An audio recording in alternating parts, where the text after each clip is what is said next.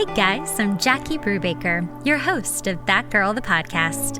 I'm an author, performer, 2-time Emmy Award winner, human relationship specialist, and founder of the wellness website loveyouevenmore.com. Each week, I bring on inspiring people and experts in their field to have powerful, motivational, and enlightened conversations about relationships, self-development, and how you can live your most authentic life. Follow us for daily updates on myself and the podcast at That Girl the Podcast and at Jackie Brubaker on Instagram, YouTube, Facebook, and our Patreon page. While you're at it, make sure to check out my new wellness website, loveyouevenmore.com. If you're wanting to dig into developing more self-worth, be healthier about relationships, and learn how to date smarter, go to loveyouevenmore.com and follow us on Instagram at loveyouevenmore.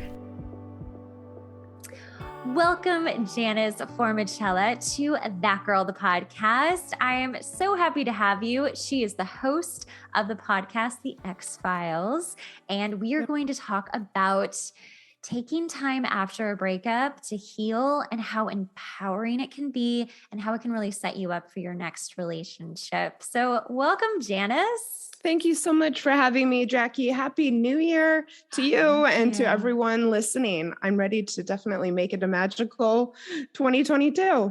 Me too. Yep. So I always like to let my guests tell a little bit about themselves because you guys always do a much better job than I could. So please tell people more about you.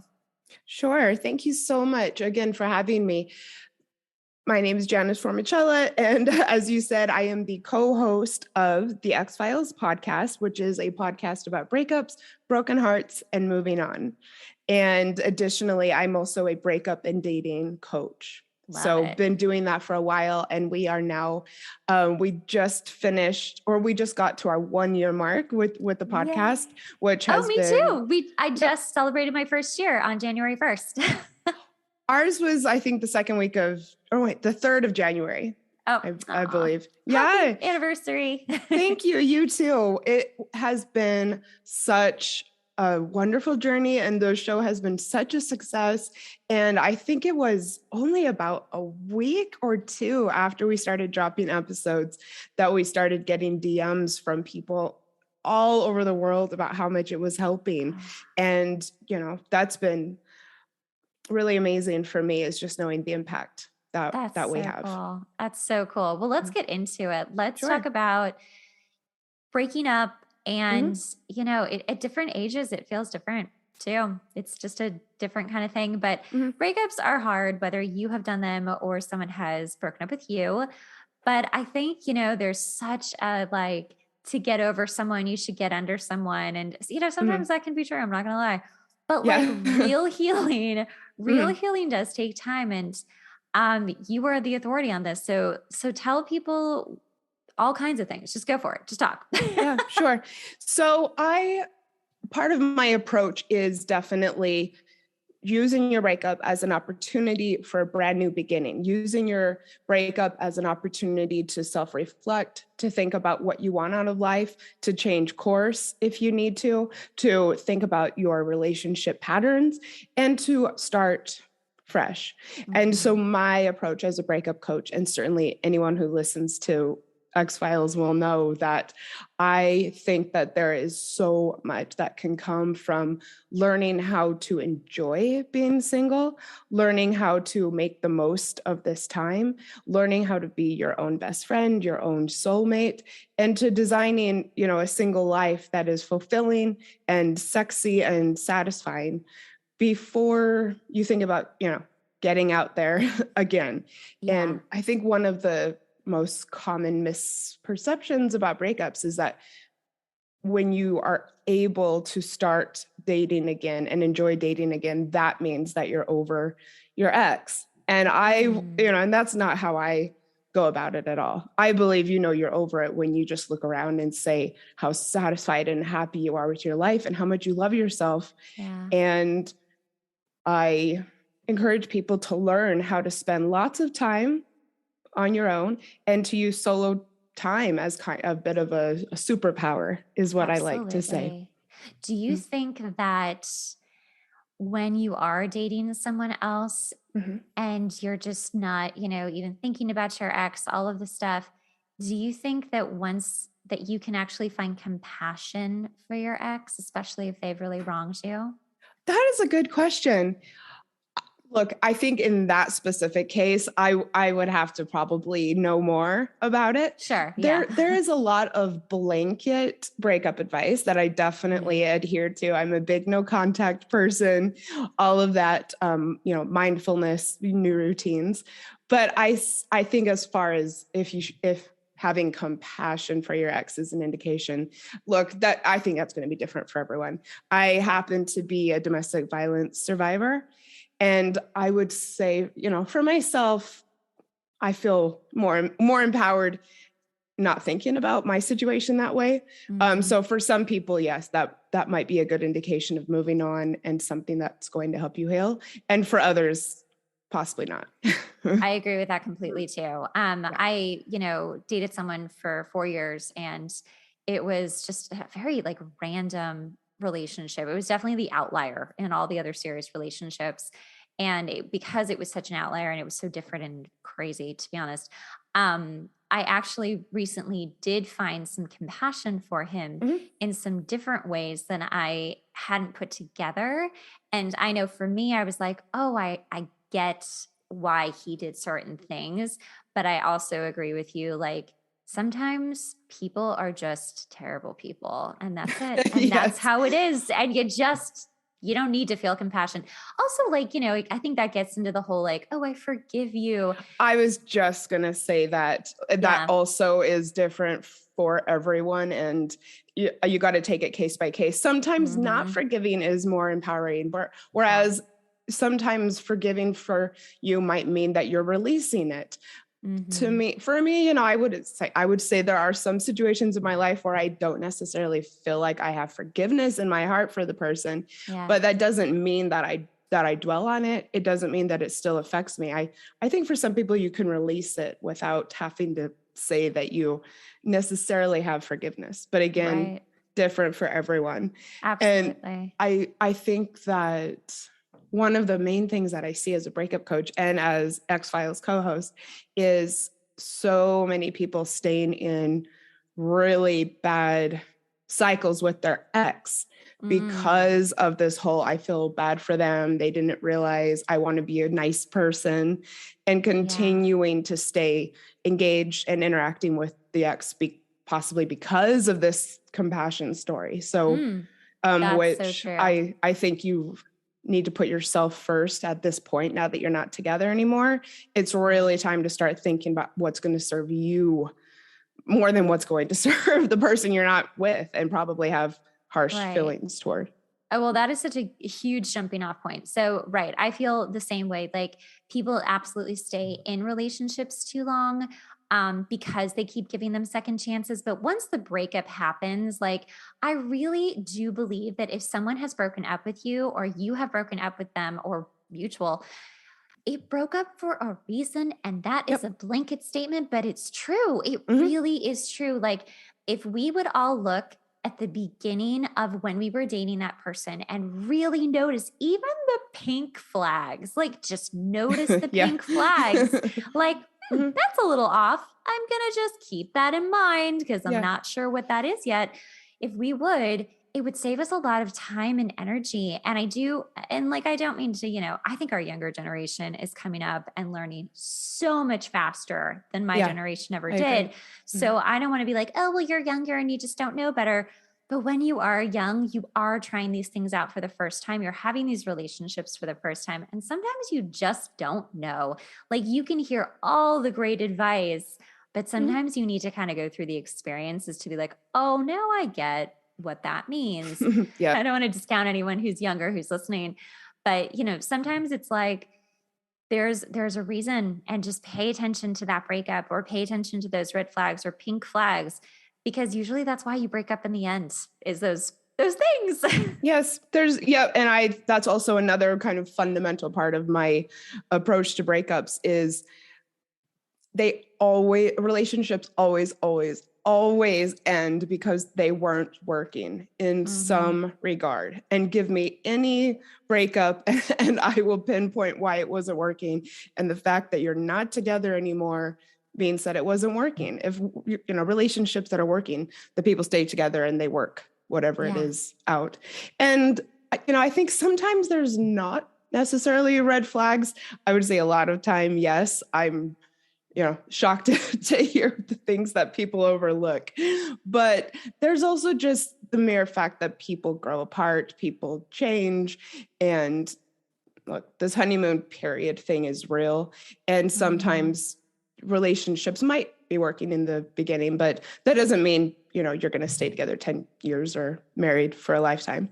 Right. It's, And also, I think that's something to remember too, is that, some people some relationships aren't supposed to stay together forever. And if they make it however long they do, like that was good. That was a good chunk of time. That was the chunk of time it needed to be. Yes. Yeah, exactly. And now that you are not together anymore, take this opportunity, learn about yourself. What are you grateful for from the relationship? How did it serve you? What did you learn that you don't like? And, instead of looking at it as though it's the end of the world, which when you're heartbroken, it's really hard to see the light at the end of the tunnel. But if you can step back just a little bit and accept that it's happened, accept that it happened for a reason, and then start to reflect on what you gained from it. And, you're going to be able to get over it faster. You're going to be a lot happier, and you're going to get to the next phase, I think, sooner, and be grateful that you aren't with someone you weren't meant to, go the long haul with, and look at all the opportunities that you have as a single person, which are many. Just letting go of that resistance of not letting go is huge. Like, I think that's a huge step in the healing process, is really releasing the resistance of like, no, but it's going to come back. We're going to get back together. He just needs to find out what he did wrong, or he needs to grow. He needs to grow or change or whatever. It's like, oh, but let's talk about the fun stuff. Let's talk about the single stuff that is fun, that you're learning on your own. Cause like, sure. I don't know. Sometimes I'm so happy being single. I'm like, do I even want a relationship? I feel the same way. I'm divorced. I've also had, several relationships since then. And I think I only got to this point a few years ago, but yes, I feel the same. I mean, one of the fun things that I like, there's so many. I really love having total control over my apartment. Yep. For instance, yep. I love to decorate. My style is very specific to me. And so I know in the past, that was a challenge for me in my relationships, is getting pushback on that, which look, that's what relationships are about. But I love that. I love having lots of control over my schedule. I love how confident it has made me as someone who has this much faith in, my ability to be self-reliant and spend time on my own. I think it's made me more magnetic. That's a huge part of it too, especially if you haven't, had that time alone. Maybe you've gone from relationship to relationship. Like, I'm certainly a serial monogamist until I wasn't. And I just was like, you compromise on everything, and you just don't have to like everything is never just yours, which sometimes you need that time off to be like what you just said. I have control over the way my house looks and the way my schedule is, and I don't have to check in with anyone. And sometimes that is so needed to feel empowered. Otherwise, you just always are giving like most of yourselves to other people. And sometimes you just need to be selfish.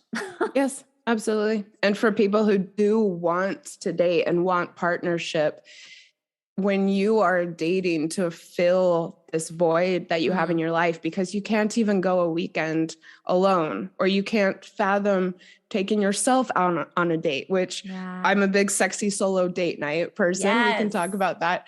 But I work and I communicate with so many people who, when I ask, why do you want to date? Because that's one of the first things I want to get at with people. And when I hear, because I'm so lonely,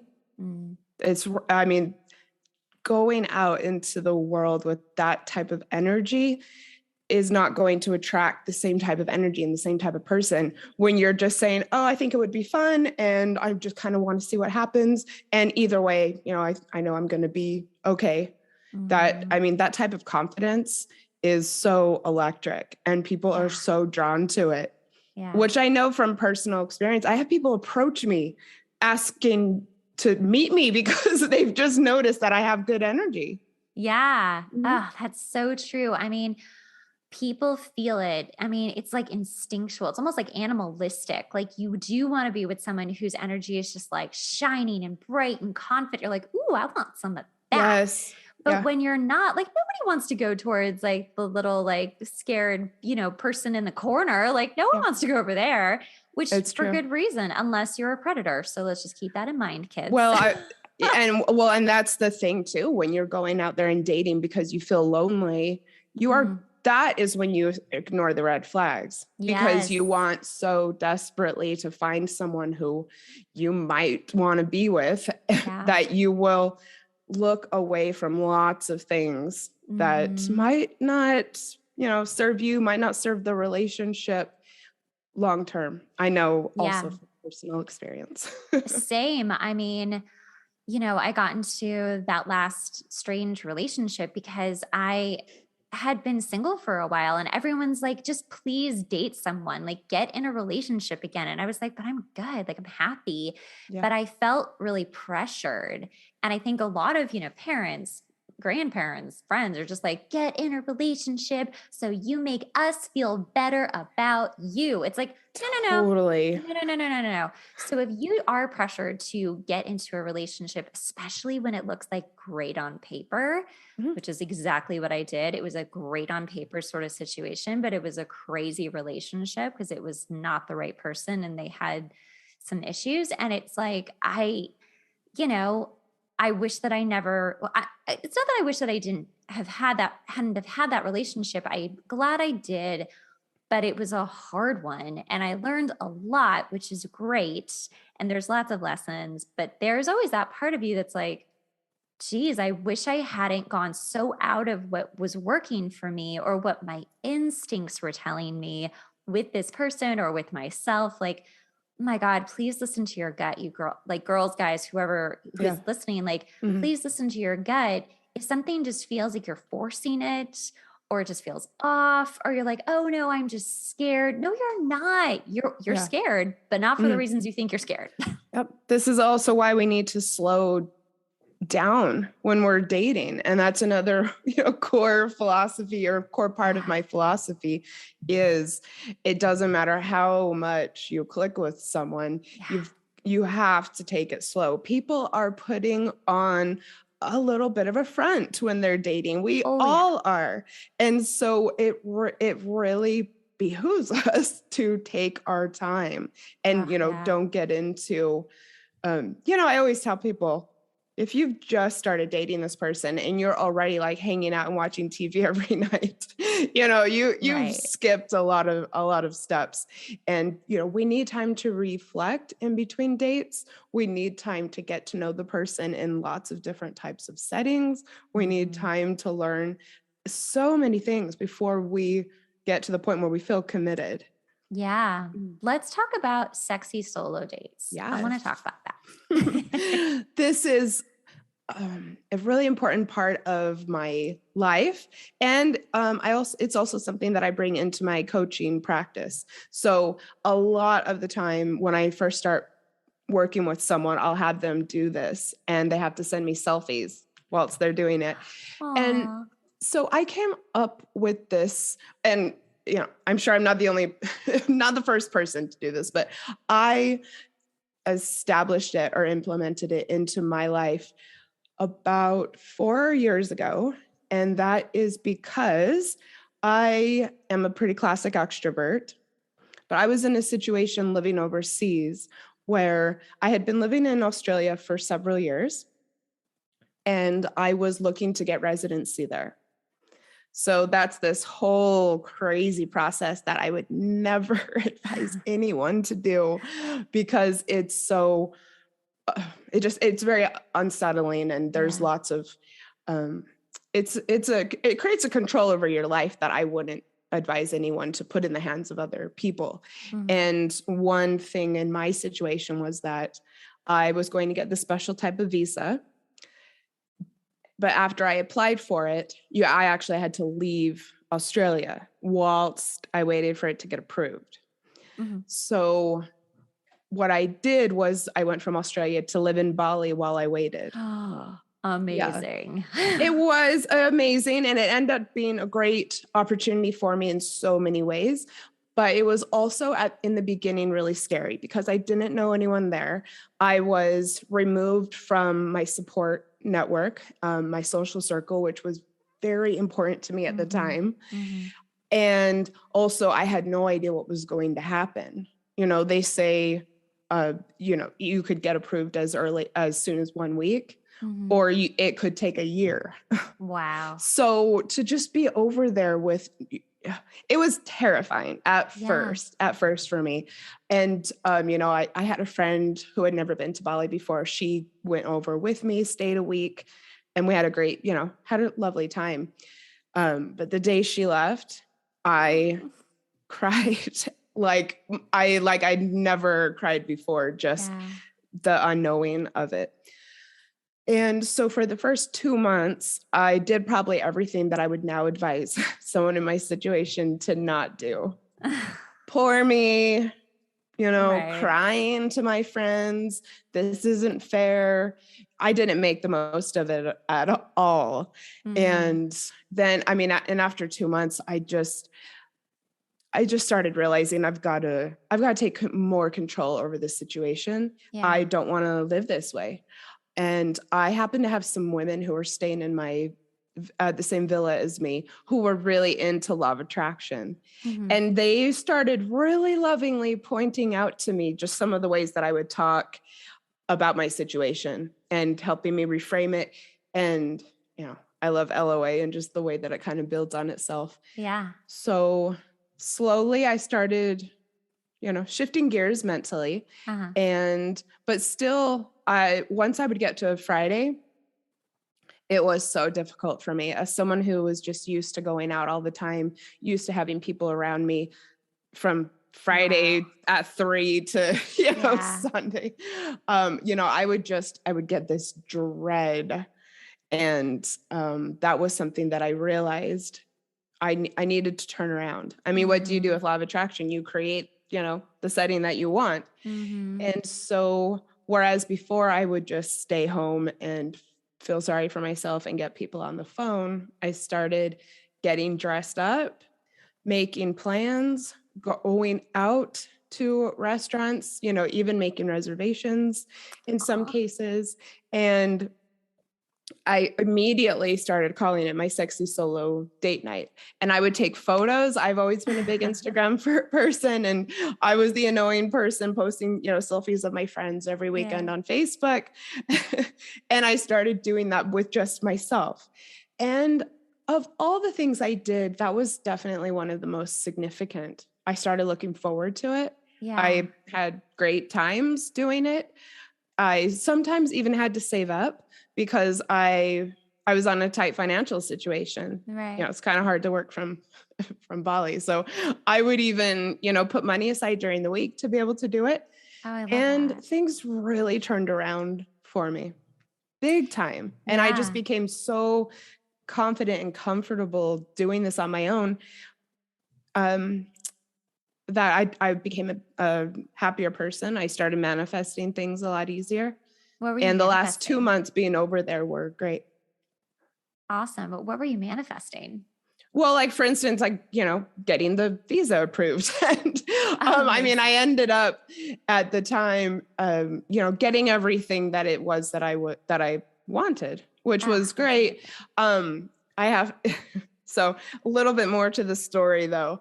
Once I got back to Australia, the whole thing just blew up in my face, like completely imploded. I ended up losing the visa, losing the sponsorship, losing friends over it. It was, and this is the thing with these visas where you're putting your future in everyone else's hands. I was so desperate to get it that I didn't see the red flags of, my situation, or I ignored them. I remember so many times thinking, oh no, this doesn't feel good, but I don't have any other option.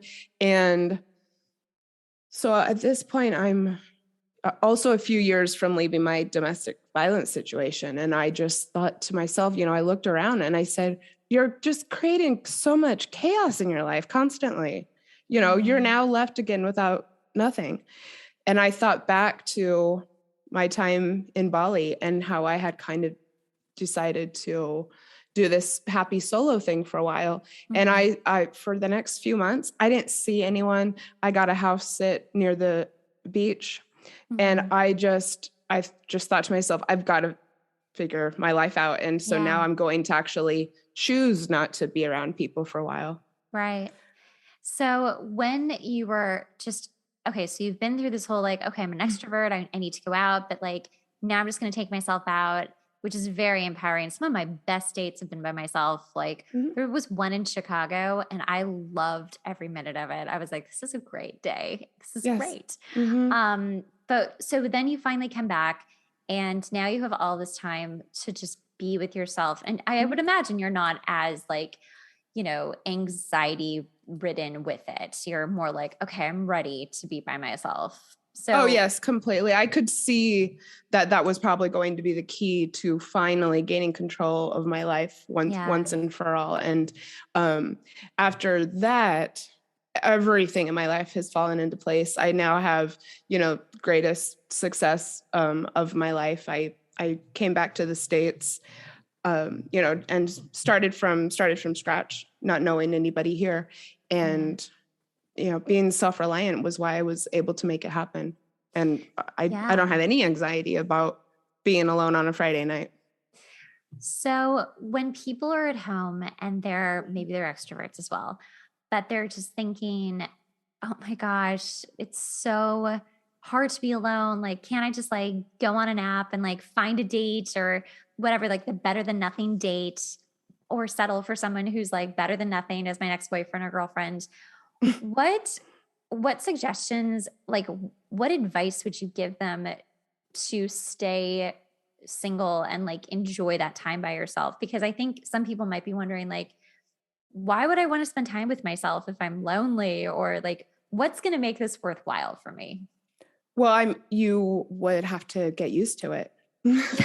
So I know that it can be so confronting at first, but I know that if you can do little and big things to make it fun and to help you look forward to it, that, you create then a new body memory of, getting to Friday night and, feeling happier about it and feeling, anticipation about it because you have plans rather than feeling dread because you don't have any. I mean, it's not something that changed for me overnight. So you need to be proactive about it. So, it's Friday night. What are my plans for the weekend? What am I doing tonight? And it's going to be different for everyone, but make a plan that's just for yourself. I really love going out to eat on my own. Yeah. And so for me, that is often something that I have planned as a Friday or Saturday night thing. That might not work for everyone, but the thing is that you're proactive about it and that you come up with something that you will look forward to each weekend. And maybe it's not Friday night for you. Maybe it's being alone on Saturday or often Sundays. People struggle with Sundays after breakups because I think for a lot of people, that's really the time that you just kind of chill with your partner. And so maybe it's, on Saturday, are you going to go on a hike? Make a plan, stick to it, and be compassionate with yourself. Know that it does take time. And if it's hard the first few weekends, that's okay. But if you stick with it, it gets better. It gets better for everyone. I have never had a client who didn't find success in these, solo weekends and who turned things around because of it. Right. Because you're getting used to being alone, but alone doesn't have to mean lonely. And it doesn't have to mean that you're not having fun. Like you're Yeah. just stuck at home with Netflix, which can Mhm. be fun. Yeah. But you're I do it. actually, yeah, but you're actually being brave. And I think a lot of people are afraid to do things on their own because they're just nervous about the people around them or watching them. I think when you're in that kind of nervous place, you think everybody's watching you, but they're not. They're really not. Yeah. They think, oh, wow, look at that cool girl who's like doing this all on her own. Like she's a badass. Like that's what I would think. If I saw someone who was like dressed up, eating at a restaurant by herself, enjoying herself, I'd be like, man, that's Yeah. cool. Like, look at Yes. how cool she is. I need to do that. And it's really interesting too. You end up meeting a lot of people when you're by yourself because you're super available Yep. for men or women, depending on where you're at, to talk to you. It's very cool. I meet people, like I said, I have people full on coming up to me and asking to meet me. And then, yes, I have definitely met people, I think a little easier than I may if I'm always going out with friends. I've only lived here 2 years. I've got this little neighborhood crew. There's 3 of us. We all met at the local bar where we were all hanging out by ourselves one night, happened to start talking, and now we go and have happy hour every single Monday. We keep in touch, and it's been a blessing in my life having them. We're all from completely different backgrounds, different ages, but if I was with a friend, I wouldn't have started talking to two people at the bar for sure. And that's what the law of attraction is, right? Like you're putting it out there and then all these people found you and you found them. And yeah, it's so true. I mean, I will say like for me, like being alone has given me the chance to on a much, much deeper level, like to actually have the space and the time to reflect on my past in ways that I never had time to do because I was always with someone. And it's really been incredibly healing. And I would never take this time back. It's been some of the most important time in my life to heal, some really old stuff that had nothing to do with romantic relationships. And because of it, like now I'm so strong, and this is kind of like a superpower. Now I'm so strong and happy and confident in myself that like men who come close to me that are not good guys who are trying to like pull they'll be the wolf in sheep's clothing, whatever. It's almost like they're repelled against me. And I do not mean that in a bad way. I mean that in such a good way. It's like they instantly realize, oh, we can't fuck with her. And they don't stand a chance. No, they just are like, oh, I'm just going to back away just quietly. Like it's not even like a vicious thing. They're just like, ooh, sorry, didn't know I was dealing with that. And like, that is the power that you get from really loving yourself and having that time to love yourself. Because if you are jumping from relationship to relationship or just dating a bunch, right? Like you said, like always needing to have a date on a Friday night or a Saturday night, you're never getting that time to just be with yourself and just watch what bubbles up, because that's what happens. Stuff bubbles up. And if you were like, cool, I'm going to let it and I'm going to pay attention to it and we're going to work through it. The faster you work through it, the faster it's like fixed and you just get stronger and you're just happier. So like, I don't know, for those of you who are listening, being single is amazing. When you really lean into it and you see the benefits, and hopefully you've heard a lot of the benefits today. There's so many more. But, as small as it is, it's just having control over the way your house looks and enjoying that. But also, dealing with some stuff that you've never given yourself the chance to deal with. Yeah.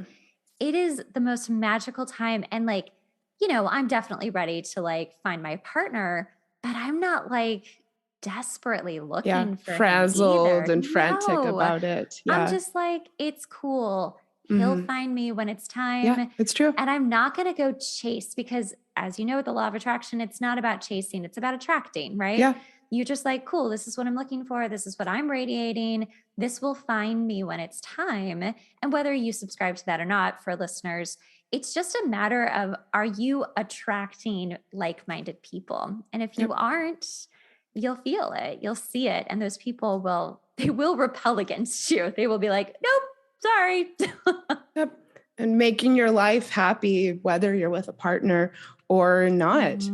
Law of attraction is about doing what feels good, and it grows on itself for sure. Absolutely. And, while I did lead with the apartment thing, I also have to say I've transformed as a person who used to, live in the victim mentality, used to constantly in every area of my life look outward for the solutions. Yeah. I stayed in this chaotic state in my life for years because of constantly trying to figure out who can make things better for me.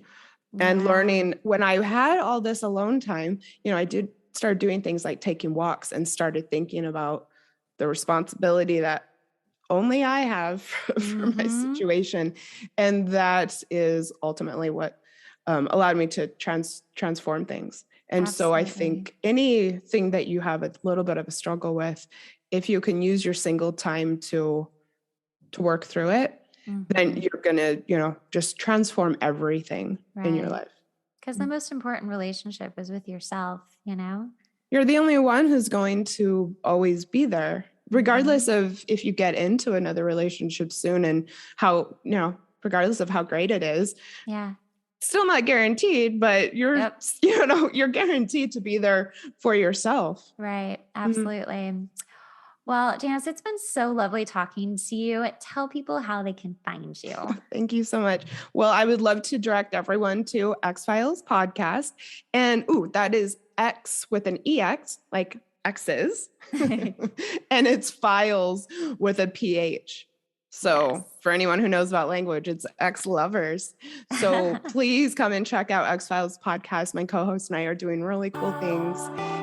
You can also find X-Files podcast on Instagram at X-Files podcast. And I would love to have you follow me, which is Janice Formichella.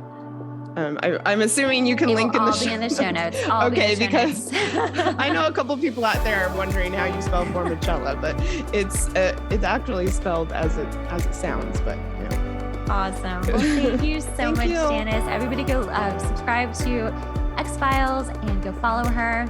Thank you so much. Thank you for having me. Thanks so much for listening to the podcast. Remember, sharing is caring. Make sure to rate the podcast and leave a review. We really rely on this to help get the podcast out there. Also, make sure to watch the video version on YouTube at That Girl the Podcast.